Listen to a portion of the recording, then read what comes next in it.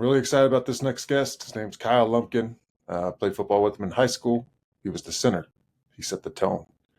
I've been trying to get him on for a long time. Finally got him. He works for Microsoft and is heavy in the AI space, which intrigues me greatly. I think we all are going to have to learn how to, learn it and, figure out how to get our kids to learn it. So for that reason, I'm grateful that he got on. So thank you, Kyle. And if you're into that and AI is something that you've been thinking about, buckle up. All right. So Kyle Lumpkin. Not a whole lot of intro for this guy. This would be my fifth hometown guest today. From Liberty Hill, Texas. A guy I played football with down in Central Texas, close to all those lakes and rivers and hill country town. Yeah, good stuff. A Texas A&M Aggie. Huge in the AI space, which I am incredibly kind of pretty obsessed with right now. Just because I know like my kids are going to need it, need to know how to use it, how to understand it, and all those kinds of things. Because it's like when we were kids, Google was coming out, and I was using it for a lot of things. Yep. Like you probably were too, and you can see where Google is today. But anyways, a bit of a space race going on. That's right. In that space. And then you can kind of dumb down the cloud thing for me and for a lot of other people because you spent some time in that space.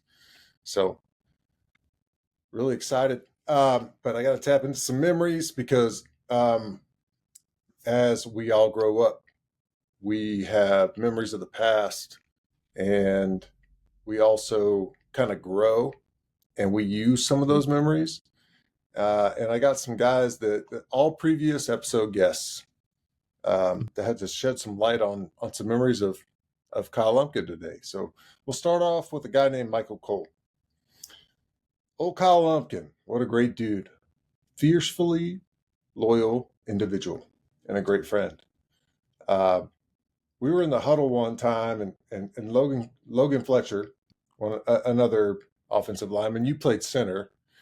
Right. Michael also played on the line with Logan. They were both pulling guards in that three-headed monster wing tee. But, Logan kept on coming back, complaining about something or another.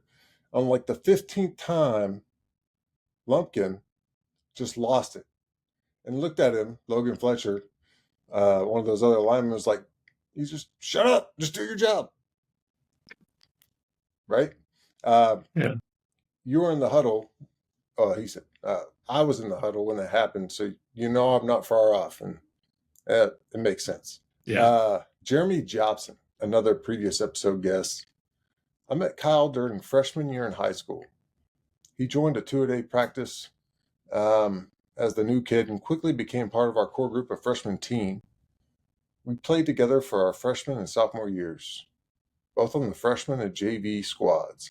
We had around 12 to 15 people on the team, and we played on both offense and defense. Both years were a lot of fun, and we formed a strong bond as a team. Kyle stood out as an encourager, a leader, both on and off the field. One memory that stands out is when I dislocated my pinky finger during the playoffs in our junior year.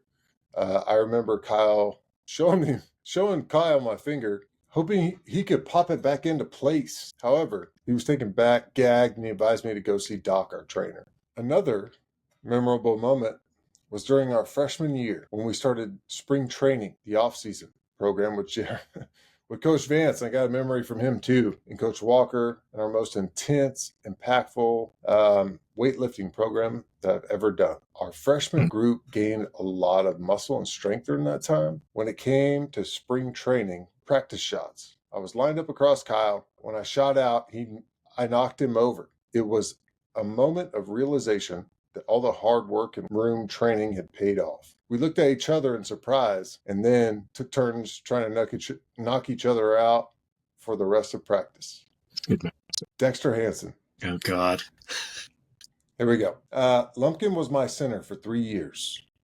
He became a great player, and we won a lot of games together. He may have been the smallest ass of any center in history. LOL. Tons of memories playing poker in his basement. Same for me. I wish we could go back for another game. And of course, I've got to mention the infamous removal of hands incident during the snap during pregame warm-ups from Dexter's episode. Yep.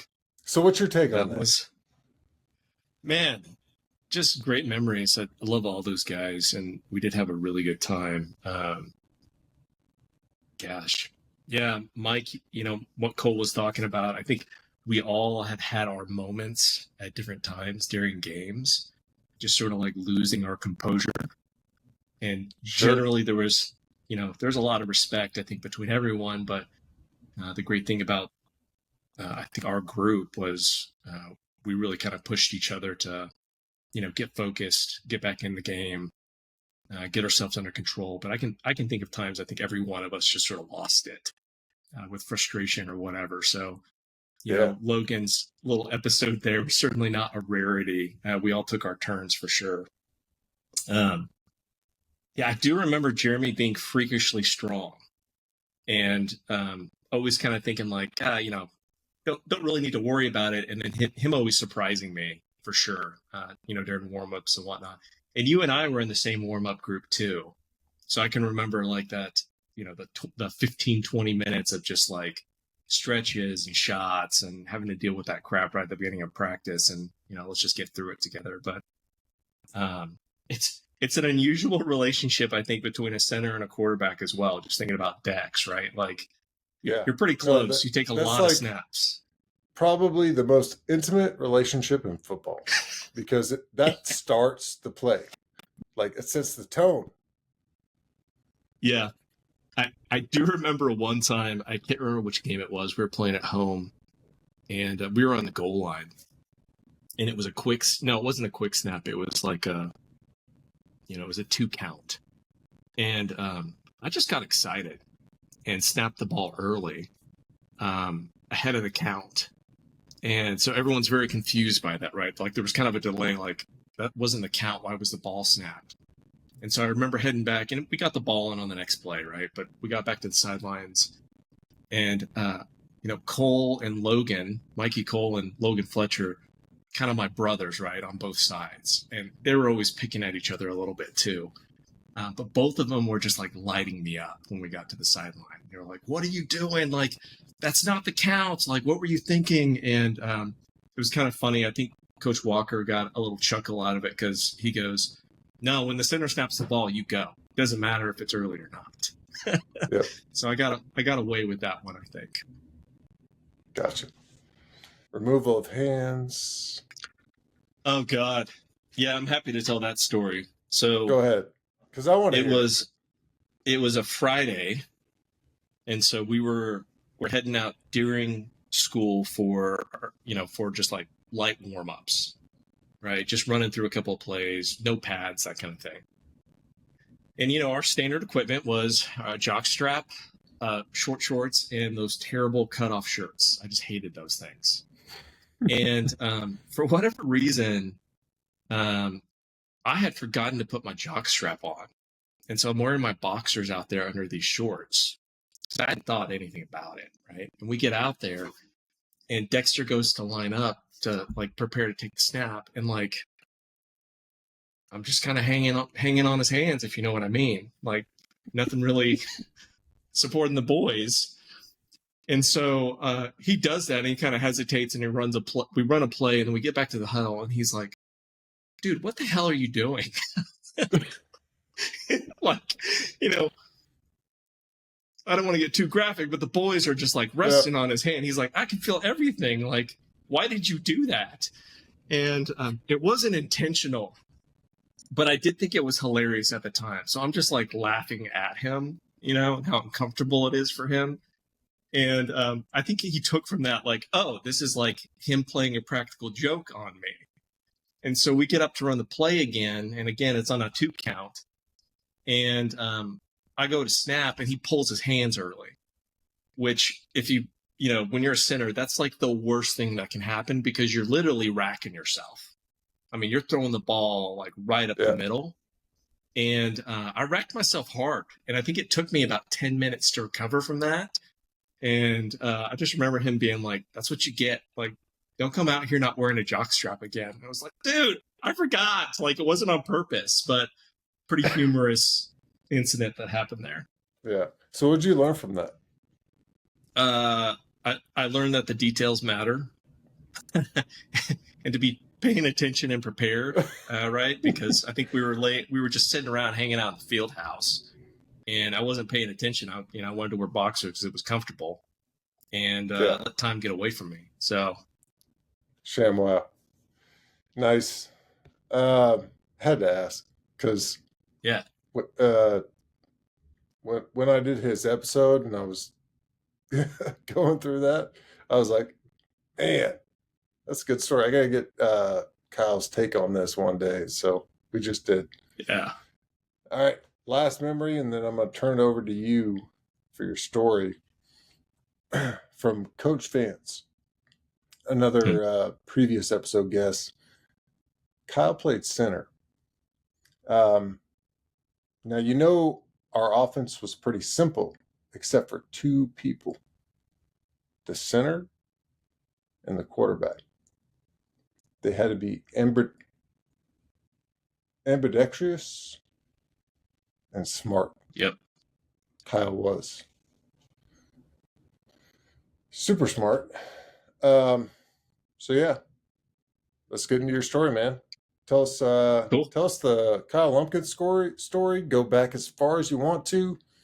Yeah, I want to really tap into the AI space, and I got a lot of questions for you on that. But yeah, I'm really interested in your story. So cool. Yeah, let's do it. I think I'll take it back to just briefly, like 1st and 2nd grade, right? Like we went to school together. Like your mom was actually one of my teachers, right? Yeah. Way back in the day. And my parents had bought some land and, I had bought a mobile home. And we had moved out there kind of thinking like we're going to build, right? And so I got to know a lot of the crew you just mentioned. You, Logan, Michael Cole. I knew a lot of the folks that we ended up going to high school with. But after 2nd grade, my sister was a very good gymnast. Like she had collegiate talent. And, Liberty Hill being a small school. I'm telling you. Okay, yeah. My second daughter, level 7 next year. Wow. What's her favorite? 9 years old. It rotates, but right now it's the bars because there's more to learn for her on the bars, so she's focused on that. So yeah, that was my sister's best event. So my parents were like, well, Liberty Hills doesn't have a gymnastics program. So we moved to Round Rock and because they did. And my sister, she actually got a scholarship. She was nationally ranked like top 10 in parallel bars at one point. Nice. Phenomenal athlete. So, I moved away. I went to a bunch of different schools, went to a local school, went to a private school for a bit. And then as my sister was graduating, my dad was a big football fan, right? He had really loved high school football. He wanted me to play. But like, there wasn't going to be much play time for me given my size at like a Round Rock ISD. And so they were like, hey, let's get back out to Liberty Hill, small program, small school. And that was Coach Vance's first year. So I bring that up because it was kind of interesting coming back, right? I knew y'all knew of me, had remembered me to some extent, but it was really interesting because, like you and Dexter and Chance and a lot of the folks, right? You guys had the benefit of really kind of growing up together. And so there was like a really kind of a different kind of relationship inside that group. And so coming back, I would say like freshman year was really hard for me because I was coming back and I knew some folks, but also I was kind of an outsider as well. And so I was just trying to figure out like, what's my place? Who are my people? That kind of thing. And, Yep. you know, I was really grateful to Coach Vance and the whole football program because that gave me, you know, sort of an anchor and a purpose and, you know, a reason to get to know a lot of you much better, right? And become part of the team and part of the group.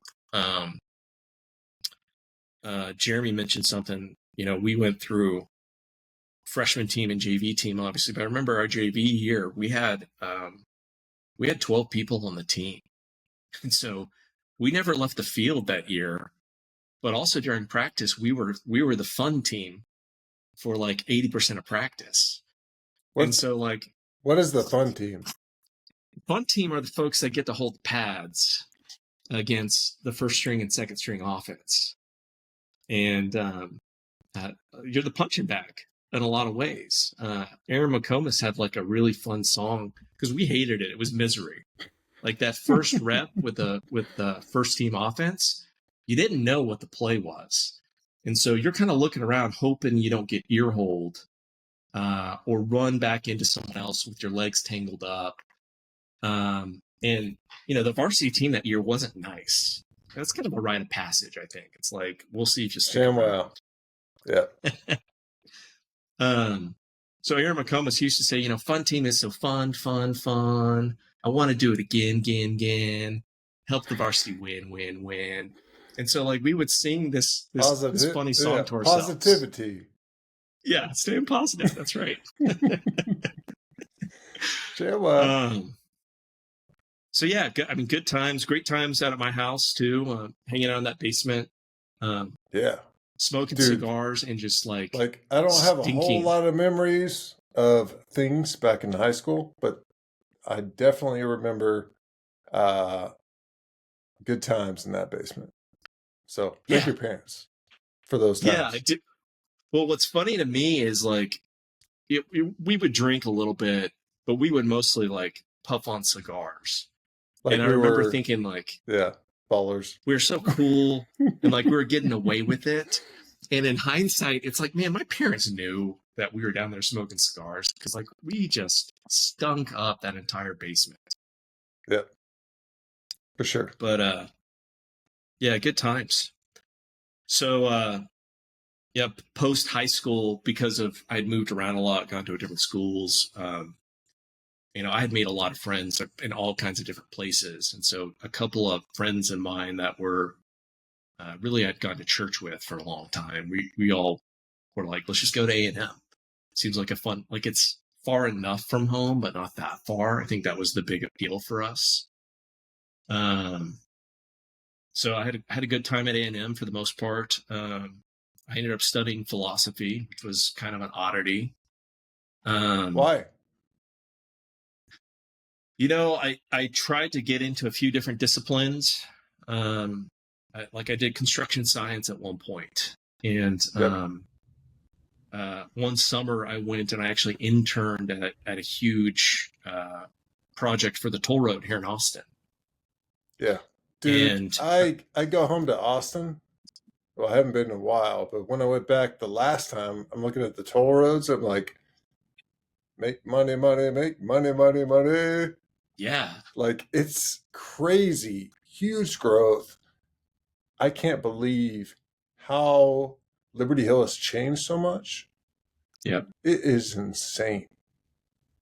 Yeah. I hate it, if I'm being honest with you. Like, I do not want more people moving here. ShamWow. I like... but yeah, I worked on $150 million huge flyover project. So those huge, you know, roads that are flying over, you know, the thoroughfare. That's what I did for a summer. And I just walked away from that. I was like, I can't do that for the rest of my life. Like, just like not the best people. I'm not interested in working 60 hours a week for the rest of my life. So I went back to A&M the next year, and I took a few just like survey classes, and I ran into a couple of philosophy classes, and I just liked it. And so I was like, okay, how can I major in this but use it after school? And what I found was philosophy was a great just general degree.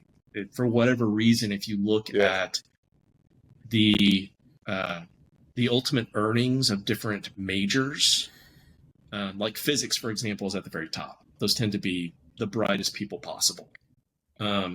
Philosophy is actually pretty up there. It's just like, it's not aligned to a specific profession necessarily, but I would say it's an education in how to think and how to think rationally.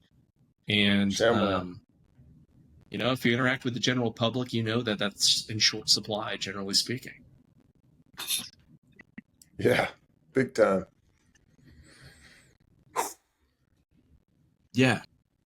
So, yeah, I mean, look, after that, I was graduating in 2009, right as the housing crisis was hitting. And I was newly married at the time as well. And so, that kind of began my professional journey and trying to figure out, how do I convince someone to give me a shot and then go work really hard to prove myself. And it's been a wild ride the past, almost 15 years now. That's crazy to think about. 15 years. So when I looked you up on LinkedIn today, you're all in the cloud space, tech. What took you into tech? Like, what made that happen for you? Yeah, I would break it down in two ways. One is like the tech field for sure, but also the sales element. What I found is no one goes to school and gets a bachelor in sales. Like no one exits school for the most part and is like, I'm going to go be a salesperson, right? It's kind of nebulous. So I had fallen into a sales job during the housing crisis in 2009. It was the only thing I could get a job doing. And so Gotcha. I was selling ad specialty. So that's like anything you'd put a logo on, like a pin or a t-shirt or a polo. And I was living in Houston selling it to oil companies. So like, oh, you need some t-shirts for your event. Like, I got you for that, right? Or, you need 2,000 pens with an Exxon logo on it. All right, great. Let's go do that. It's literally the only thing I could get. So in about 2010, my wife and I were both in Houston. And I was like, I got to get out of this place. Like this is a miserable, sweaty swamp with nothing but traffic. And I hated it. Hated every second I'm of laughing it. because I got a lot of stories from my sister who currently lives in Houston. She tells me about the Houston traffic. So it's terrible, just horrible in my opinion, right? And so we actually just picked up and moved back to Austin and moved in with my parents for about 8 months. And so we got back, and Whitney was a teacher, and she had been teaching inner city Houston. And so she got a job immediately because she had, basically been successful in the inner city. And so Roundrick ISD picked her up. Amanda will appreciate that. Long story short, she had a good year in a really rough Baltimore crowd. So, yeah. I mean, it's a real thing. And, you worry about your wife being in that environment to some extent because, like, it can be pretty rough. It's not a place you would hang out around after the sun goes down, Yeah, a little bit of graffiti on the mobile home classroom, if you know what I mean. Yeah. Yep. So, I was kind of putting around, like, I gotta find something. I gotta get a job somewhere. And I'd done some research on great companies to work for So they do this, they do the reporting every year. Like, what are the top Yeah, I don't 100 believe great that companies to work report. for? Yeah, And I'd not seen fully. Rackspace. Say again? I just don't fully respect that report because I don't know what to trust right now Yeah. on media and who's paid the most to get their thing on the Right. on the list. Like, is it So pay to play? exactly. Yeah. But continue with the story. I'm not trying to discredit it. I'm just No. I mean, look, I was a young part of my kid and process. Yeah, I was just looking for something. And but true. I had saw Rackspace on there, and then this recruiter, I put my resume out there, right? This recruiter calls me and he's like, "Hey, I've got a contract position at a company. They're looking for someone with a sales background. Like, you won't be an employee. We're going to pay you per hour. You're our employee." And it's with a company called Rackspace. And I remember telling the guy, I was like, I don't care if it's sweeping floors. Like, I know it's a good company to work for. They're in the tech scene. It's here in Austin. Like, put me in, coach. Like, if it's scrubbing toilets, then great. Yeah, I'll start at the bottom. I don't care. ShamWow. Awesome. So So that was the start of that. in Rackspace, how'd that turn out? Yeah, I mean, it actually turned out pretty well. And an interesting time that I think parlays to maybe the start of like the tech part of this conversation, right? So this was 2010. And in 2010, cloud wasn't really a thing yet. What is the It was, cloud? Because, like, explain it as a 10-year-old because I'm dumb. And like, when I think of cloud, I think, all right, it all goes up into the universe, it goes to the satellites, it comes back down to a server. And if we had an EMP or some sort of, you know, solar flare that wipes out everything, did I just lose all my family pictures because I put it in the cloud? How does that work? yeah, I mean, to answer your question, maybe. But All right. the the easiest way to think about the cloud is think about it like electricity to some extent. Okay, so when you need light or when you need to run an appliance or you just need power for something, what you do is you just plug into your wall, right? And you're literally charged by the gigawatt and how much you've used that month, and you get a bill. Well, what's going on behind the scenes? Where does that come from? Well, it comes from first of all, it comes from a power distribution company.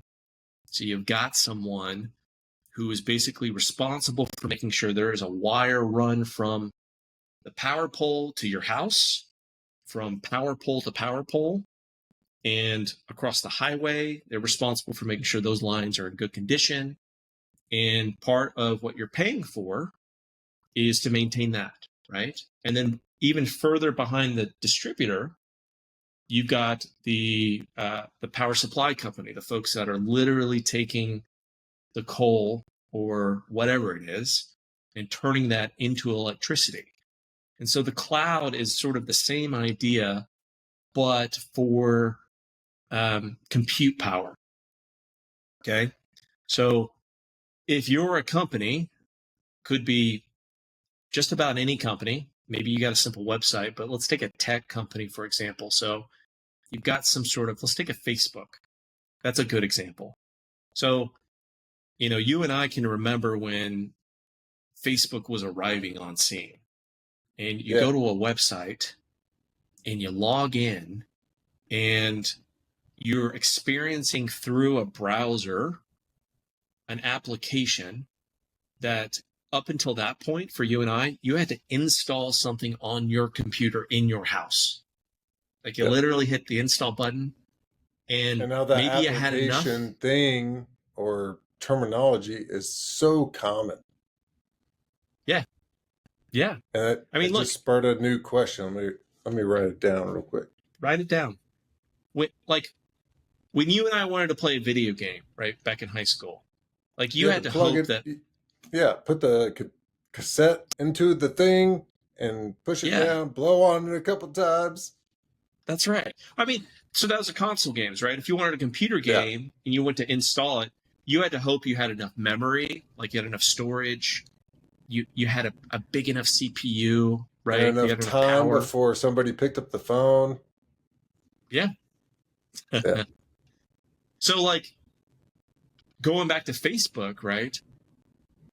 You think about it, that's an application. Like you're able to click through to photos, you can enter chat, you've got a stream of comments, right, and likes going on. But all the power that makes that run is in the cloud, meaning what Facebook is doing is they're saying, hey, like at the beginning, Facebook was like, I don't want to own servers. I've got to, I don't want to spend $10,000 to buy enough servers for if things really took off, right? What if they don't take off? What if I only needed half of those servers, right? That now becomes an inefficiency in capital. You could have taken that capital and put it into marketing or product development or whatever it might be, right? Oh man. And Pandora's at the same box. time, like now you have to worry about, okay, I got to make sure these servers are put in a building with lots of cooling. Hey, look, storage is actually a spinning disk, and anything that moves breaks eventually. And so now it's like, well, I own these servers. Now I also need to make sure if something breaks, I've got a replacement part. I've got someone there that can do it fast. I've got enough ShamWow. capacity to make sure if something breaks that it's got room for it. So what the cloud is doing is saying, hey, I'm going to remove all those constraints for you, Mr. Business. You just tell me how much compute you need, and I'm going to charge you literally by the hour. And whether you need 1,000,000 servers or 10 servers, you can scale that up or down with the flick of a finger. And so that was the start of the cloud, basically outsourcing or renting computers from other people and not having to worry about buying them like your property and depreciating them or worrying about fixing them or anything like that. Nice. Dude, thank you. Yeah. Because I used to have a concept of like what the cloud was. It's just servers, but you backed it up with a whole bunch of really good and important topics there that makes the server work. So awesome.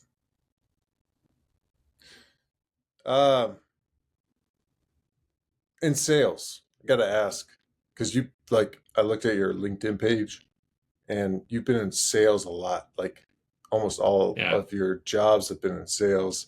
What's your technique in sales? Like, what's your style as a salesman for what you do in the big tech space? You're always selling to some extent, or you're always negotiating to some extent. Like even when it comes to your interpersonal relationships, like you're always ShamWow. trying to sell your wife on doing something. Like, let's Yeah. go out Hey, to let me eat. do this. Take care of the kids. I got to do That's right. this. Yeah. That's right. We're always selling, right? We sell in our personal relationships, and so it is somewhat of an extension of that. But there are lots of different approaches, and it kind of depends on the product you're selling. When you're selling to businesses, it's a great spot to be. So B2B sales, business to business, versus business to consumer. So you go buy a car, that's a B2C sale, right? It's very transactional. It's like, let me close you. Let me get you out of here as fast as possible, right? And so that's like a retail sale. And B2B sales, it's very large contracts. So we're talking about hundreds of thousands, upwards of hundreds of millions of dollars on the line. And the other person you're talking to, like they're a business with their own concerns and objectives and goals, and lots of different stakeholders that care about lots of different things. And so, my approach to sales, and I think most tech sales people, is that you try to start by just understanding the business, their business. Like, why did they call you in the first place, right? What are they hoping changes in the next year? What is their boss telling them they've got to figure out?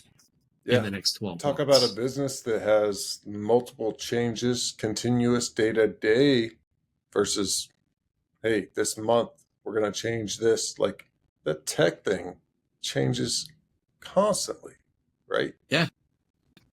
Yeah. So, in terms of sales style, it was fun because I get to ask a lot of questions, right? I get to be curious.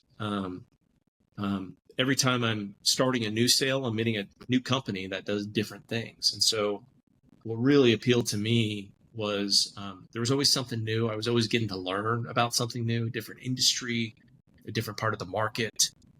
Shamwa. But at the same time, the money is exceptionally good in tech sales. Like it's not guaranteed. You have to close the business or you're eat, fired to eat some what you extent. kill. Yeah. Eat what you kill. That's right. So um, there can be some stress involved as well. But, my style, what I try to do is listen. And then where I go from there is trying to make sure what I'm providing or suggesting has a very clear connection to what they've told me. Like, hey, I need X to happen in Y time with, these requirements. And so when I come back and say, hey, here is Z, here's a solution, and let me just try to explain why I think all those things are going to be served by moving forward with this. That demonstrates like we've got a good relationship, and then we can negotiate in good faith, which is, I think, the funnest part for sure. Yeah. That's awesome. Cool, man. Uh, really good. Let's tap into some AI. So I'm really like I'm super intrigued by it. I use it all the time. I got the Chat GPT, $20 a month subscription for the 4.0 with the little Q on the top. Yeah. You know what I'm talking about. Yeah. Yeah. And me and in my current role, me and my lab partner, because I'm in the beverage space and we make cocktail mixes, and uh, a huge mentor for me coming into this new space is the guy that runs the lab. His name is Mike Moore. We talk about AI all day, Mm. and NVIDIA, um, and how's it going to get powered, and all the new data centers that are popping up. We just had one announced in Indiana, which is where this Yeah. facility is. And we're like, this is the future, you know? So, with you in that space and kind of working in that space, what excites you about AI? Gosh. I mean, it is. It's a bit of a zeitgeist for sure in terms of like there's mixed emotions. Um, Let me give you a My good second example. question was going to be, what are your concerns? Yeah, So I think they're throw it all interrelated. out. Yeah. Like what's exciting and what are the concerns? So I'll give you an example. There's some really interesting advancements happening right now with robotics that are taking Dude. giant steps forward because AI is becoming commoditized. What I mean by that is it's becoming it's becoming available to everyone very inexpensively. Okay. So like let me give you an example. Boston Robotics Dude, or love it. Boston Dynamics. Yeah. You can go on YouTube and sort of watch the evolution of their robots, right? It is insane. Yeah, but Blows here's my the mind. thing. Not much has changed with those robots until about 2 years ago. Like prior to ShamWow. 2 years ago, all those robots really did is they made them a little bit more compact, right? Now Yeah. they've got these robots uh, jumping around, doing dynamic work, like doing flips and twists, and doing it with nothing connected to it, right? It's worth getting on and watching their demo on YouTube of their robot. So this robot It's a kitchen scene, and the host is talking to the robot, saying, "Hey, could you clean up this trash? And before you do it, hand me something to eat." And so this robot looks at the table, it sees an apple, it hands him the apple, and then it goes and it starts cleaning up trash and putting away dishes while it explains why it picked up the apple. So when I see that, what I see is a really cool opportunity, for example, when it comes to healthcare. Like, my parents are getting old, and we're starting to approach a point where it's like, hey, listen, like, this house is not really set up for you to age in, like to get old in. Like, there's stairs everywhere. There's a lot of cleaning that needs to be done. Like, we should start thinking as a family, what does your living situation look like 10 years from now, 15 years from now, Yeah. right? And a robot like this could completely change that dynamic, in that it's a caregiver in the house taking care of cleaning, assisting in tasks, doing all these things extremely safely. And like, what does that do to quality of living for people like our parents? Like, it drastically increases it, right? Yeah. At the same time, one of my hobbies is jujitsu. And so we Nice. learn, how do you put arms and limbs in different positions to disable them. This robot that is no bigger than 5'4", maybe 5'5", and weighs about 140 pounds, could literally rip me limb from limb if it's given those instructions. And so when you're looking at some of this technology, like the robotics that are emerging, you have to deal, or you sort of have to reconcile both those perspectives at once. So we've got massive potential to improve the human condition. Healthcare is one very simple example. And on the other end, this platform, this device, could easily be turned into something that can run farther, faster, and longer than you and I ever could, and shoot far more accurately than we could ever hope to. And like, we're literally, you're kind of invoking like a Skynet feel there with Terminator. So like, and that was the two emotions I'm dealing with. It's like, I got a lot of hope, but like, it also scares the crap out of me, because this thing, if it was programmed to, I wouldn't stand a chance. Yeah. And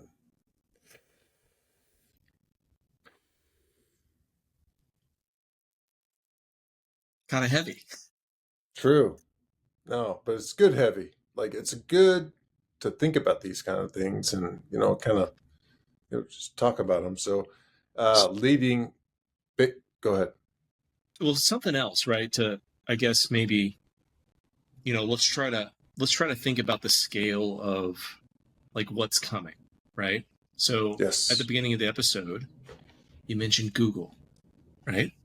Yep. So, when you and I were juniors, probably 2002, 2003, I can remember Mr. Calvin, our one of our English teachers, telling all of us, Dude. "Oh, you guys have to check out Google. It's the next thing," right? And the guy's the man. Yeah, he's got some riz for sure. Yeah. Yeah. But at that time, like, the internet was still very new. Like, we couldn't really conceive of what this was going to be used for beyond trying to get away with playing video games and in computer lab, and getting on message boards about Texas football, and maybe doing some research. And things started to emerge that we sort of, like, we didn't really anticipate. So like, a good example is eBay. I remember that was one of your things your senior year, was like, you would sell things on eBay, take that money and flip it into buying other things that you would then go try to sell for more money, right? It was like a game for you. Hey, we're all playing the game. That's right. But, that's e-commerce.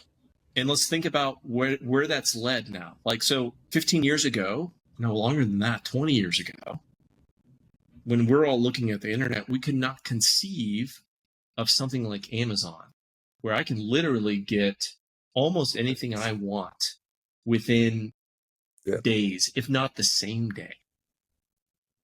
It's nuts. Start thinking about things like social media, right? Information. There's many aspects about the internet that we just couldn't conceive of back then. We couldn't even imagine it. And right now, today, the last year is the same type of moment. Like the internet has just emerged with AI coming out.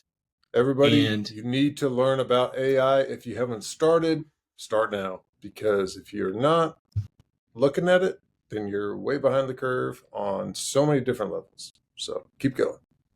And it's moving fast. Like it took us, let's again roll back to 2003.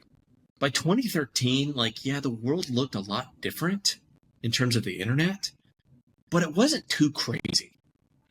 The pace of innovation in AI is moving an order of magnitude faster. And the important thing to remember here is that as humans, it's very difficult for us to conceive of what it means for an order of magnitude of improvement, right? Like, let's just take weights as a quick example. If I hand you 1 pound, say lift that, we can say, all right, great. Can you think about what 10 pounds probably feels like to lift? Yeah, I got that. What about 100 pounds? It's like, okay, I can kind of conceive of that. Like I might need to do it to actually like really remember. Now I'm moving in orders of magnitude. What if I say 1,000 pounds? Like our brains aren't designed to think that way. And so what that means is we're going to be surprised even when you are trying to anticipate what comes next. It's moving that fast. Yeah. And AI is looking at that analogy as in, I'm already lifting millions of pounds. Maybe. It's to me, it feels like that. So, well, listen, ChatGPT is barely a year old. Like just when getting started. OpenAI released ChatGPT, I'm a fairly technical person. Like I'm in the latest technology a lot. Yeah, it's that's magic. why I got you on, and that's why it's so much fun talking to you. Well, like, look, that was magical at the moment that I could have a conversation using natural language, and it wasn't perfect, but it did a pretty damn good job. Well, then very quickly, within months, they started releasing new models, and what's happening in the background is, we're asking people to think about what an exponential gain looks like. An even sharper curve than that is what's called a geometric curve. So geometric is doubling in every movement. So what OpenAI started doing is they said, well, we trained 3.5 on 1 billion parameters or 1 billion different data points. Let's train the next model in 2 billion. Let's train the next model in 4 billion. That very quickly outpaces actually exponential growth. And so these models today have now moved beyond being able to interact and to some extent reason through human language. And now at this juncture, they can process photos. So they can understand what's going on visually. So now that's multimodal. So speech or text, that's one mode of communication. We now move to pictures. Okay, it's interesting. Yep. The latest demos from OpenAI are for a new model called GPT-4o. And what they have demonstrated is that on your iPhone, something that everyone has. Yeah, you can pull it up you and basically have a conversation have the power with Siri. Yeah.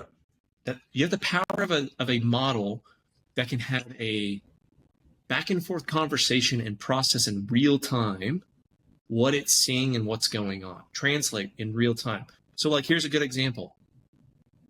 If you'll look at the stock of Duolingo, which is, I think, one of the world's most popular foreign language learning platforms, the moment that OpenAI demonstrated that their new model can translate to 2 different languages in real time, the stock tanked.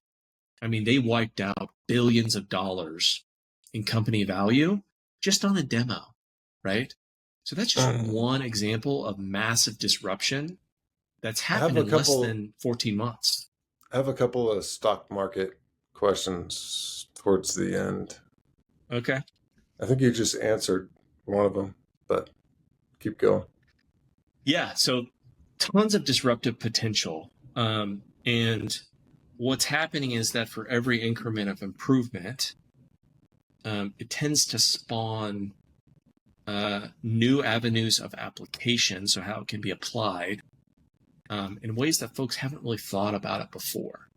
So, Shema. A couple of interesting ones here that are, everyone can look up. I'll start with one of my favorites. It's a company called Perplexity. I use it every day, and what it is I think it's a Google killer.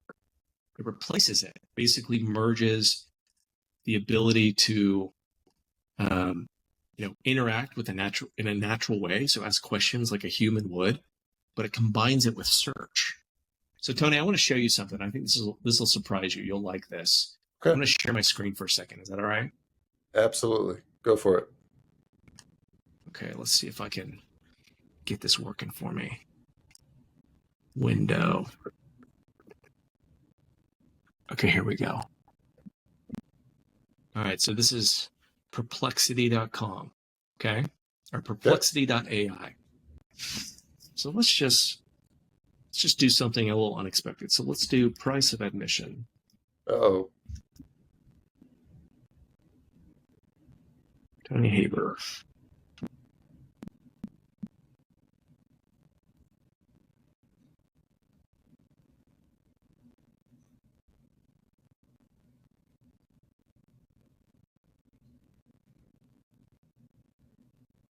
Pretty accurate. Cool. So what did it do? It just went and scraped a bunch of different sources and basically processed it in a way, or using these large language models, these chat GPTs, if you want to think about it this way, to present that information in a way that is context-based. So I didn't give it a whole lot to go on, but what it assumed I'm asking about is, what is it? What is this price of admission? What's it about? Right? So this is what the future of search looks like. So you can extend this to a lot of different use cases. 10 different options of things you're not really focused on, and it kind of sums it all up and kind of narrows the scope, maybe. Yeah. Let's just do Google really quick. Look at you, tech guy. So it gave me a lot of links. I got to go pick through these and try to figure out like what's going on here, right? Versus what Perplexity has done is it's just processed that up front. Yeah. Nice. And it's even suggested follow-up it probably questions. Tracks what you do and kind of sums everything up based off your interests. So it will then omit everything on your search that you're... I don't think so. That's how Google works, right? So that's typically how Google has sort of dominated their space. They suck up a lot of information about what you're doing, where you're at, the sites you're going to, and then they try to combine that with how you interact, like with their search. I think what Perplexity is actually doing here is it is relying on search results to some extent, but it is representing sort of human context on how to give you that information. Gotcha. So makes sense. This is a small company. Like, they are not big by any means, and they've been around for less than a year. And, I'd encourage you and the audience to start using this. You can get it on your phone and judge for yourself, right? Ask instead of searching it on Google, try it in Perplexity. And I think you're going to be pretty shocked at what that experience looks like. Nice. Cool, man. Appreciate the demo.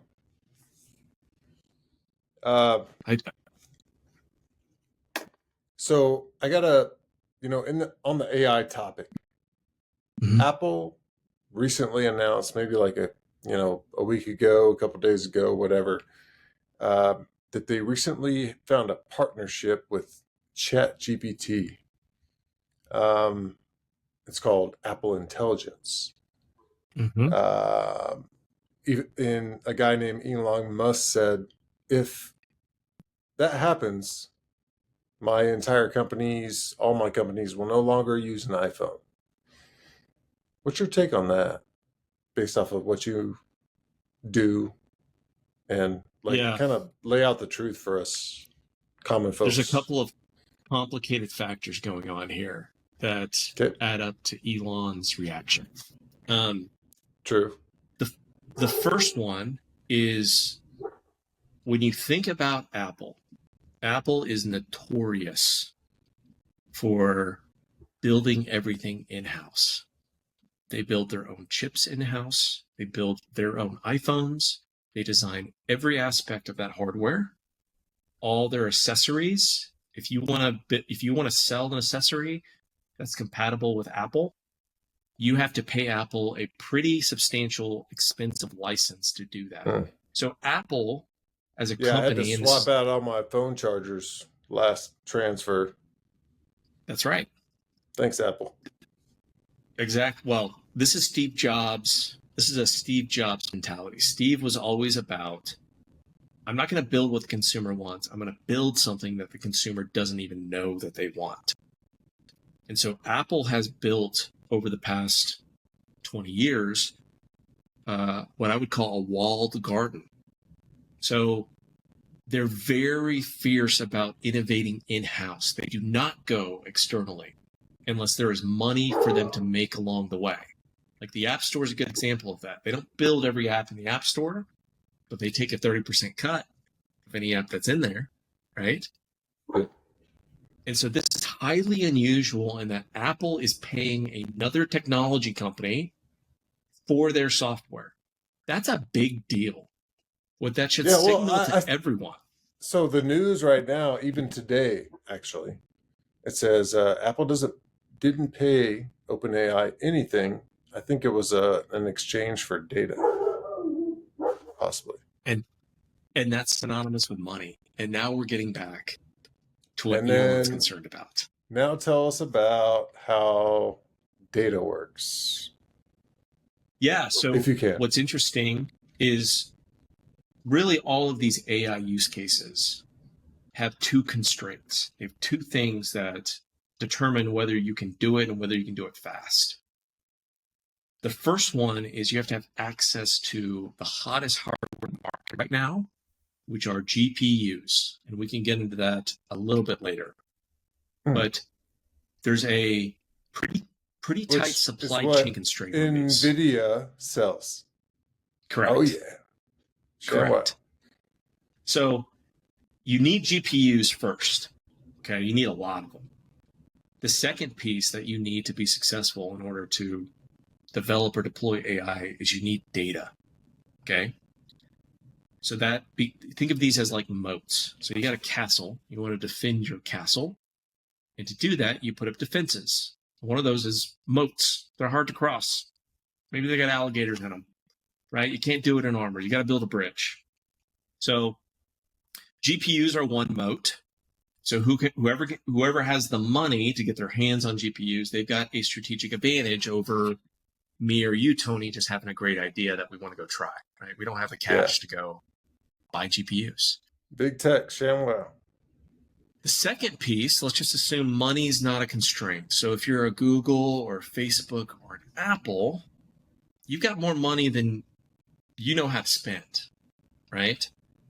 So money's not the issue. Data now becomes the constraint.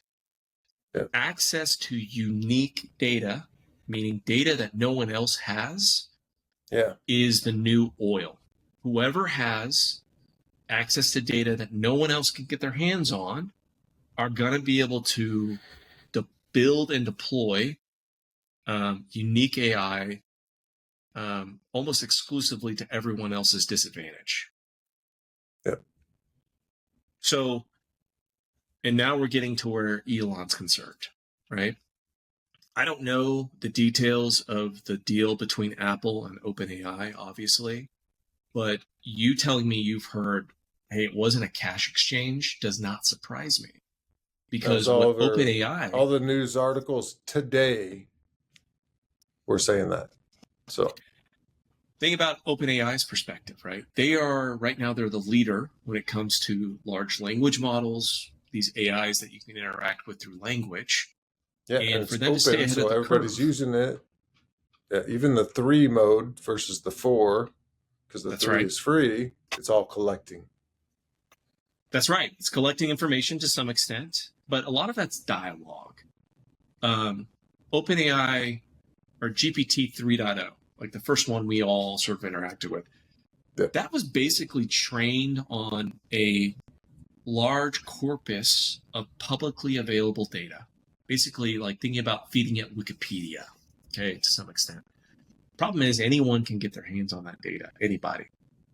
yeah. So what OpenAI wants to do is in order for them to stay the leader in the market, they've got to get their hands on unique data, and that means they need access to users.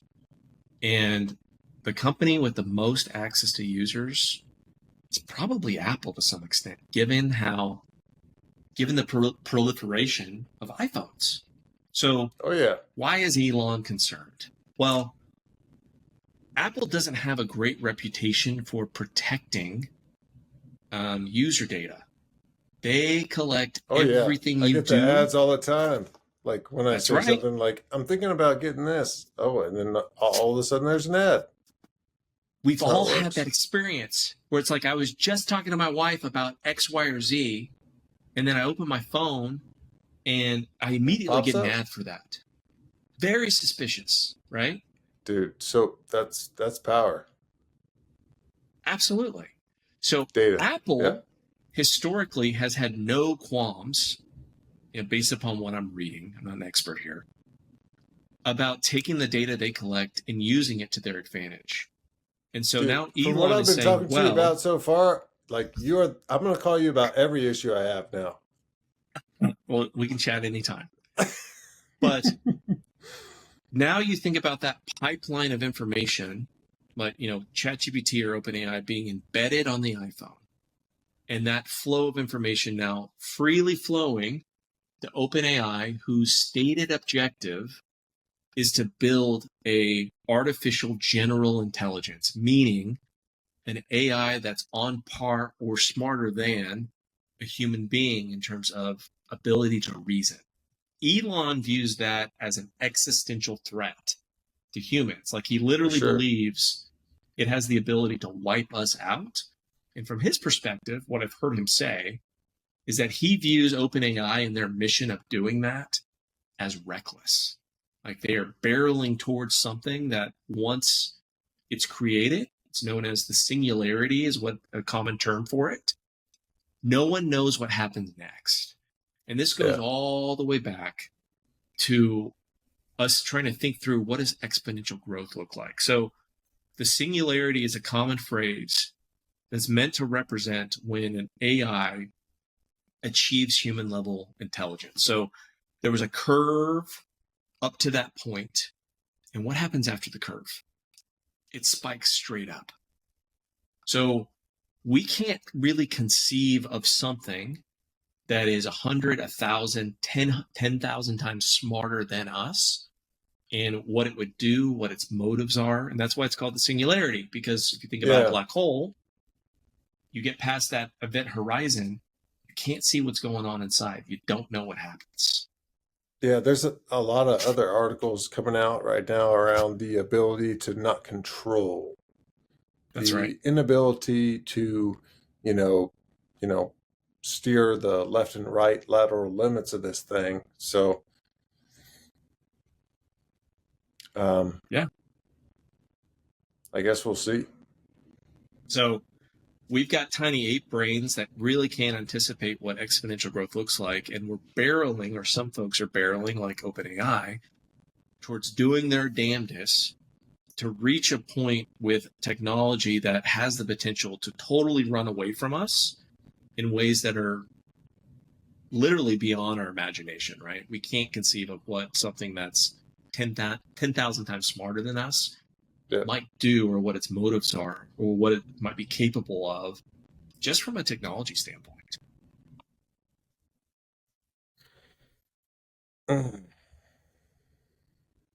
Yeah, man. Something to sleep on tonight. So let's take a step back. NVIDIA. What are your thoughts on that? Oh man, I think it was my missed opportunity It's a choke personally. point, I think right? It's a choke point right now with AI and at the moment, chips capability at the moment. yeah, Yeah. like So any competitors out there? oh yeah, I mean Yeah. Okay. Intel is now getting into, so like let's back up for a second, right? Okay. GPUs, or actually, it's sort of instructive just to look at the stock price of NVIDIA over the last 15 years. Okay. Good. So till about 2013, GPUs were really only interesting for gamers. Like, I've got a computer. Yeah. I want That's to how NVIDIA like, started, is they were designing chips for gamers. And then that's all of a right. sudden this AI thing comes around. They're like, boom. So what a GPU does, I mean, that's a graphical processing unit. It's different than a CPU in that a CPU, which is in your computer, it's really good at just like basic math. So 1 + 1 = 2, right? What a GPU is able to do is it models geometry. So that makes sense. Like the games you're playing, like you have to account for geometry in an interactive space, right? 2013, we started the Bitcoin craze. In NVIDIA, I don't know, maybe they doubled, quadrupled in value over the For course of the Bitcoin on the next. blockchain and capacity to capture all That's those right. things. All right. Yep, you're right. And the reason why is Thank you, Tom because, Brady. yeah, well, that guy got screwed. Or not. Yeah. I mean, like Bitcoin could be its own totally separate episode, but in a nutshell, a Bitcoin is a very challenging math problem. It's a multivariate math problem, meaning there's multiple variables. It's not a simple 1 + 1. It's more like a complicated algebraic equation. And as it turns out, GPUs are really good at calculating, think about it as multiple angles. And so that's what they use to create Bitcoins, is GPUs. So you had a increase in stock price there. Now in 2020, as it turns out, AI technology finally gets to a point with machine learning where there's some valuable things being generated. And here's why this is important. When you think about spell check, you could think about spell check as a very simple AI. What it's doing is it's looking at how many letters there are in a word, roughly the letters you tried to type in there, and maybe the word before and after. And it's using a statistical model to guess what is the word you were trying to spell very poorly. Sometimes it's on the money and sometimes it's not, right? But when you think about a statistical model like that, you should almost think about like a 3D graph. So you've got a word that's what, for example, WHAT. And there are lines of various thickness going to other words. And those represent, the thickness represents probability. So the word is connected to what in 3D space. Think about it that way. And there's a thick line going to is, because what is a very common phrase, right?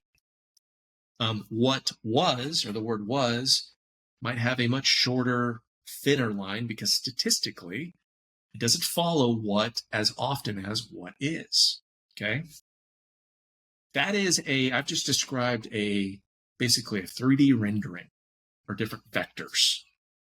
GPUs are designed to handle that kind of computation.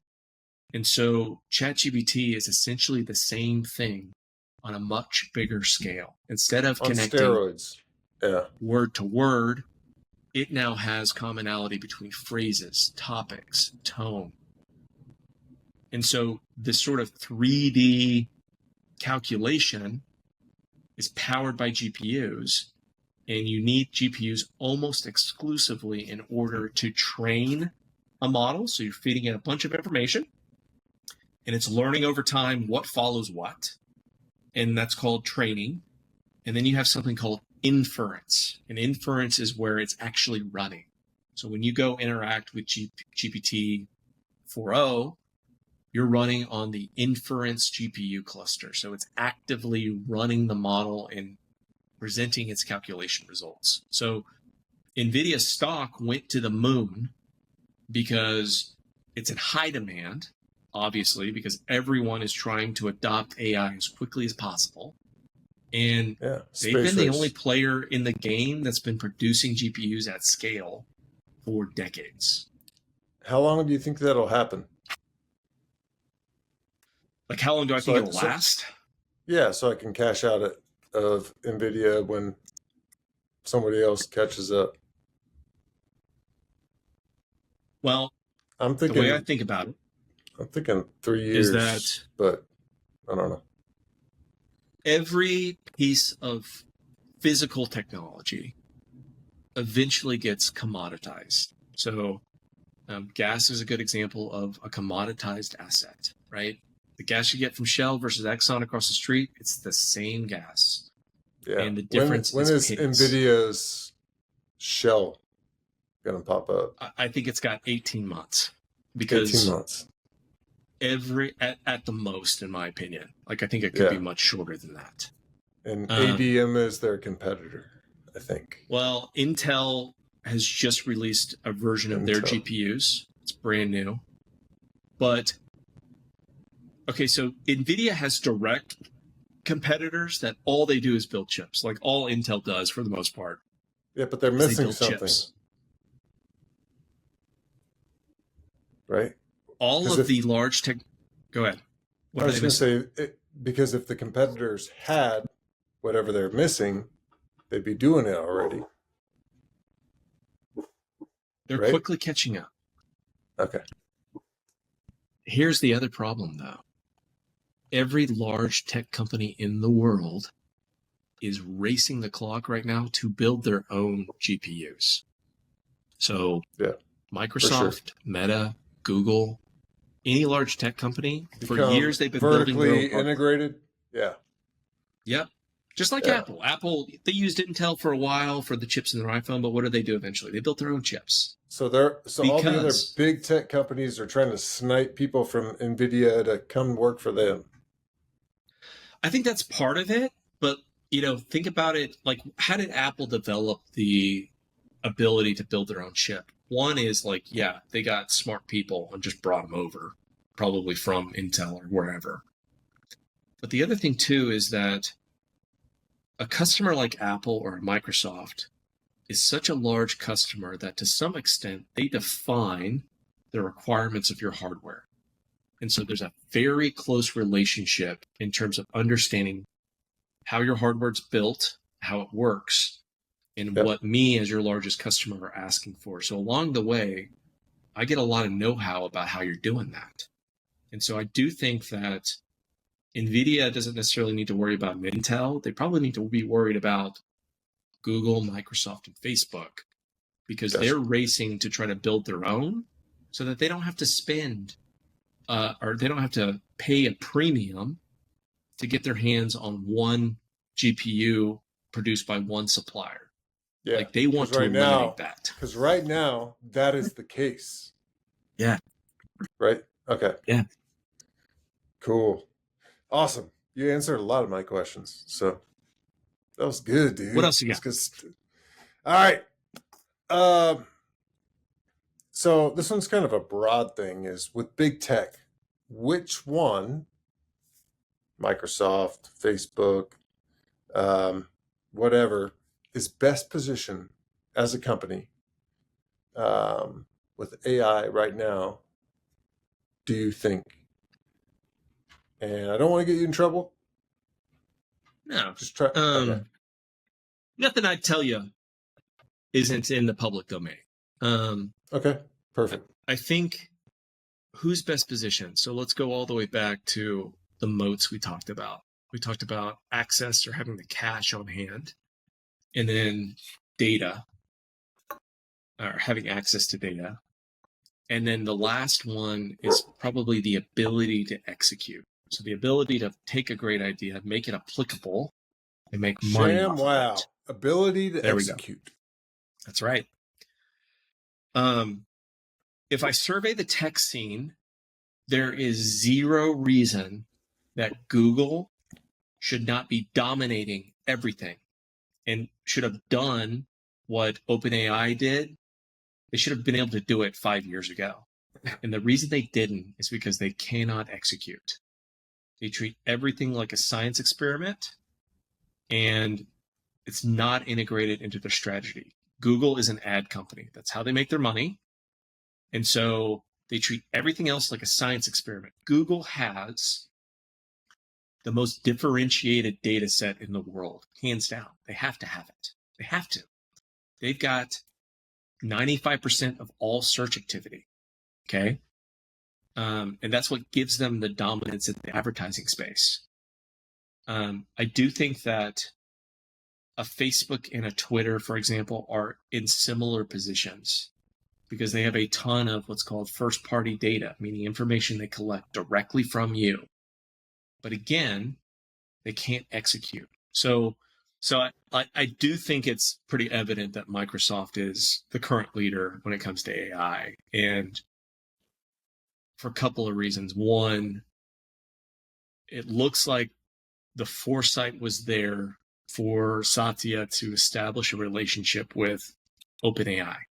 So choosing a winner there in terms of a company that was actually making advancements with this technology, and then also providing them with substantial funding to accelerate their work. So you can go read about the deal that Microsoft did with OpenAI, but it provided them a lot of cash in order to get their hands on the GPUs they needed. And then the follow-on there is that Microsoft is almost exclusively a B2B company, whereas a Google or a Facebook, really, you could say most of their business is B2C. They're dealing with consumers directly. Yeah. And that's interesting to some extent, but it means that you have to come up with the innovation in the product that consumers want. Whereas what Microsoft's able to do, from all appearances, is take the technology. Work on the second level versus the bottom level on a bigger scale. Yeah, not own the full stack. Like OpenAI is providing that foundation. What Microsoft is doing is they're providing the distribution. So they are the power distributor. They're not the ones generating the power. They're also not the ones consuming the AI, all appearances, and basically said, all right, business people, we're giving you the Lego blocks in the cloud through our services to now take AI and go build something else that's applicable to other businesses or to consumers. And so it's really a perfect spot to be in that you're the distributor, you're not the creator. And I think that's why we're leading right now versus these other guys. They've got the data moat, they lack the execution moat, and to some extent, they're competing with everyone else. Like a Facebook is going to compete, or a Google is going to compete to some extent with everyone else in the whole world that wants to use AI for something. Because ultimately, they're the ones selling, they sell to consumers for the most part. So that's my take on things. It could change very quickly, though. This is a really dynamic environment. No doubt, man. So with AI, where do you see it in 5 years? I think there's a couple, but I think one of the most prevalent that is going to be applicable to the everyday man is going to be, you're going to have it embedded in a lot of the things that you interact with day to day. So the Apple announcement's a good example. It's going to be readily available at your fingertips on your iPhone, and therefore extensible across how iPhone works. And what I mean by that is, if you watched Apple's demos, they gave one with calculator, which feels pretty boring until they showed, like, hey, look, you can put in a linear equation and it can graph it in real time, or it can help you solve this equation, right? But that makes it very ubiquitous at everyone's fingertips. Like a calculator is available to everyone, and now the power of AI in a calculator is, in theory, going to have the same availability. But let me give you another example. There's been some what I think is pretty interesting AI in play during this whole conversation. So you may have noticed that for some reason it looks like I'm looking right at you, which is a little weird because if you're on video conferencing at all, you know that when you're looking at yourself in the, on the screen, you're almost never looking right at the camera. Like, it makes no sense. So I've got something enabled here called NVIDIA Broadcast, and they have a feature called Broadcast. NVIDIA Broadcast. Oh my goodness. It has a feature called eye tracking. And so what it does is, as long as I'm generally looking your direction, it makes it appear it plugs as if your I'm eyes. And yeah, so even if you're reading a script off to the side. See that? See how it projects that eye on my hand for a second? So really right now I'm looking straight up. My head's in the direction. Yeah, I can tell that right now. But I'm looking straight up. So gotcha. That kind of AI is going to be commonplace. It'll be everywhere. Oh man, work from home couldn't get any better. Oh goodness gracious. All right. Last AI question is, what's your thoughts on? Go ahead. Can I give you one more that I think is going to be really interesting? So I do think AI-powered automation is going to become rapidly available to everyone. The best example of that is self-driving cars. We're really close to that, and Tesla's a good example. And you can apply all over that the news, Tesla's like going bankrupt, and everyone's getting mad at Elon about his bonus, and so like, spit some truth on that of what you know. Okay. You know anything on that? Well, I can try to give you some observations here. So, okay, Tesla makes cars that consumers buy. Yeah. Once the cars become reliably and completely self-driving, you have no reason to own a car anymore. And Tesla has every reason to own all the cars and just rent them to you. So basically, an automated Uber. So that's their long-term. Uber has been successful, I guess. Uber will be made irrelevant overnight. Once Tesla says, we have full self-driving, and from a regulation standpoint, we have no barriers to you, Tony, basically saying every single day, I don't need to own a car. I can call a Tesla at any time, and I get it as long as I need it. And when I don't need it anymore, like at 7 o'clock when I'm home for the night, I'm not going anywhere, I can just drive on back to the service center where all the other Teslas are stored. So it's basically turning... I like owning a car, though. Yeah, but the generation behind you does not care. True. I like driving. I like hauling my boat to the lake and going fishing. So I do too, but I also hate owning a car to some extent. Like, I just got a repair done on a stupid moonroof that cost me $3,000. That's insane. Yep. Why do I want to waste my money on that if I could basically get a Tesla whenever I need it for $3,000 a year? I don't have to pay for insurance. So, like, the moment that happens, Tesla becomes one of the most valuable companies on the planet, or even more valuable, in my opinion. So that is where there's the last aspect here in terms of thinking about the next 5 years. We've got a lot of ethical problems we got to figure out with AI as a society. So self-driving is a good example, okay? You know, Tesla is barreling down the road, and a grandma, a pregnant woman, and a child step into the road, just hypothetically. Tesla gets to choose which one it hits, or it takes the car off a bridge into a river and kills you. Who gets to make that decision? right? And what's the ethical choice? Is it a developer for the company? Are they now liable for hitting grandma because it said, well, I see 3 people. Grandma's lived a great Yeah. life. Where does She's where not does going the to survive blame much go? longer. Yeah. Well, it's a question of what is the ethics running the actions of AI, right? Ethics is a question of what ought I do?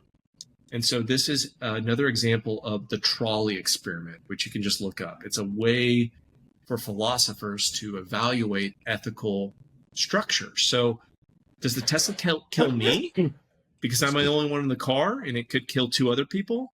And who's liable for that? And if the company developed it, don't they have a fiduciary duty to base that decision on who's least likely to sue for the lowest amount? That's an awful way to make decisions that are life and death. So It'll happen though. those kinds of considerations are gonna be one of the bigger challenges, and it's gonna require us as like just as a society to sort of, I think, come to terms with like how we determine what our values are when it comes to the fact that machines are going to be in control. Dude. Good stuff. So AI, how could it will it replace cloud engineers? Yeah, I think it's well on the way to doing that already, based upon Gotcha. some of the things that I've seen. A good example of this is a product called Devon by a company called Cognition AI. And what Cognition is attempting to do is basically build a ChatGPT that replaces cloud engineers, developers, and they haven't really put on display all the capabilities, but they're also just getting started. So I don't see any reason why they wouldn't be able to develop a product that eliminates, let's call it, the bottom 80% of what an engineer does day to day. That means that one engineer now becomes 4 times more efficient in working on that top 20th percentile of problems. That means you need a whole lot less engineers. Yep. Man. All right. So AI cutoff, back to Kyle Lumpkin. Without the AI take on it, even though I really appreciate all this AI stuff because I'm super interested in it. I learned a lot today. Best team you've ever been a part of in your career, life, etc. I go back to, honestly, our football team. And I mostly reference that because our motives were very pure. Like, we were there because we loved it, because we liked being around each other, and because we wanted to win and we wanted to get better. And money wasn't a motivator.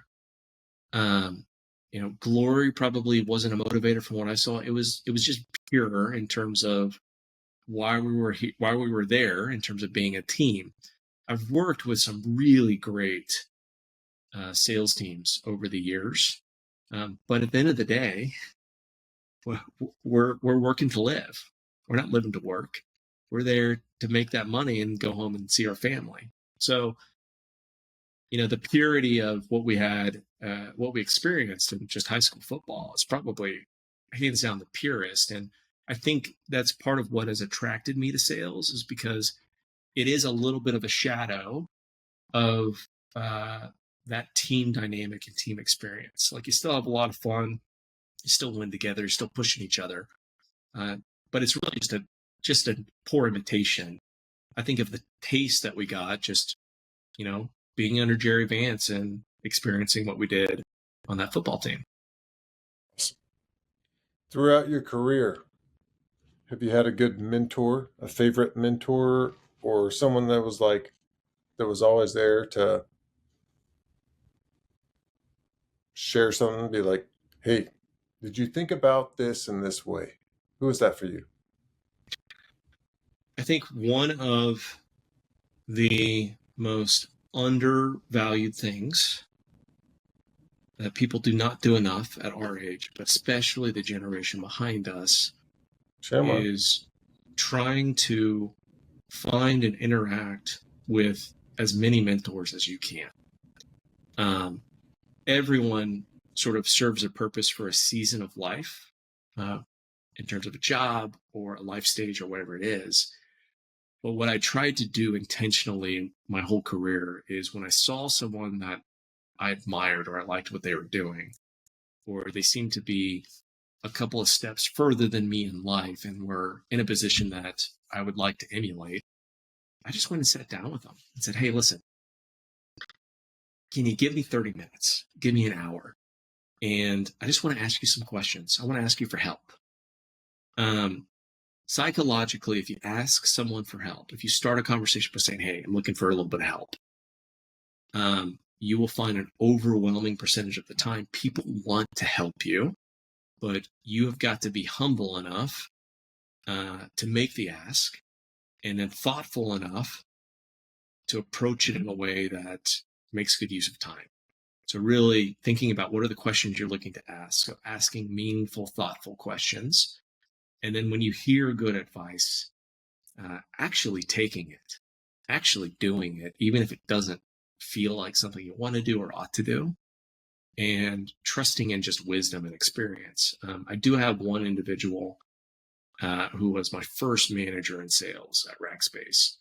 And he's been an incredible mentor. I worked for him 3 different times across 3 different companies. So I kept just like following him just because he was a great guy to work for, and always helped push me and mentor me and, think about what's next. So that's my advice to everyone is don't think about a mentor, think about how there are mentors all around you. And, 1 hour conversation with one of those, one, they're willing to do, and 2, can have a massive impact on your trajectory. Yeah, just got to ask. Right? Yeah, that's right. That's it. All right.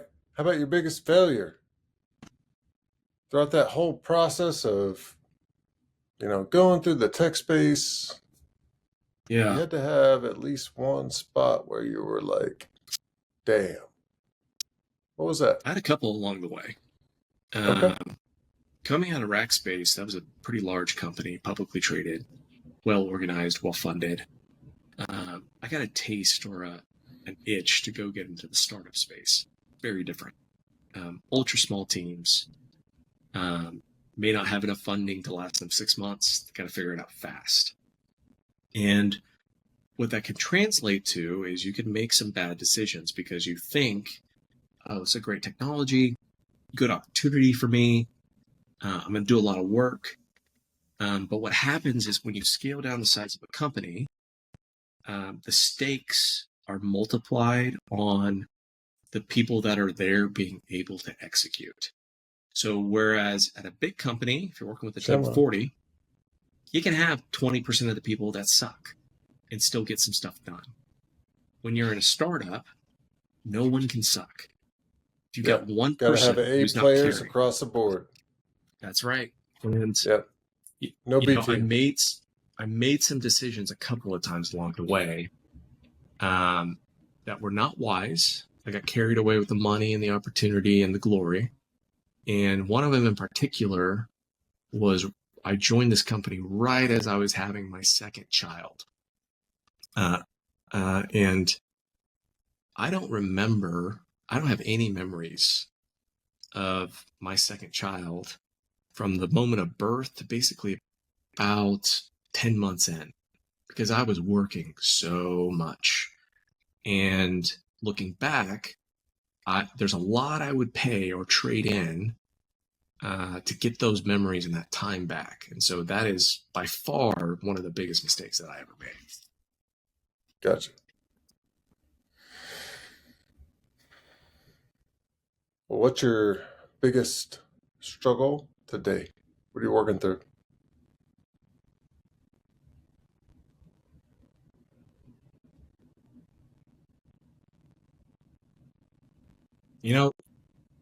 Life is good. Life is good right now. It's one of those moments in time where you're like, man, everything seems to be fitting together. And so, Nice. what I'm trying to do is make sure that I'm present and that I'm soaking it up. My kids are at a great age. My family's in a good spot. Work is good. It's very enjoyable. And the biggest Awesome. struggle right now is taking nothing for granted, because it won't always be this way. We have zero control. I think the Stoics did a really good job of trying to articulate this. We control nothing. And so just sort of being grateful when things are good and remembering that and being grateful for it, I think is probably one of the biggest things I'm trying to remember right now. Sham wow, dude. Awesome. Last question. What's your price of admission? Open-ended. Price of admission. I think recognizing that there is a price to pay and that nothing extraordinary or worth having is easy to get. And on top of that, there are a lot of factors that you have no control over. You don't determine how smart you are. You had nothing to do with that. It's just your genetics, right? You have limited control over your health. Like, you can be accountable and a steward with what you're given. But, there's a lot of people that have issues, have health problems that had nothing to do with whatever actions they made. And so I think you got to be willing to get up in the morning and be excited about what you got and realize that you're going to have to do things other people are not willing to do if you want to have something worth having. So, that one has stuck with me. Super awesome. Man, really appreciate your time. Thank Whitney and all the kiddos. And probably won't ever get back to Liberty Hill to say hello, but man, I think the tie-ins from the memories to where you're at now, like, that's what it takes. And yeah, you had a great coach and Jerry Vance. Hopefully he listens to this one. Awesome. And I definitely had a lot of takeaways because my interest is so hard in the AI space right now that all the notes that I took, I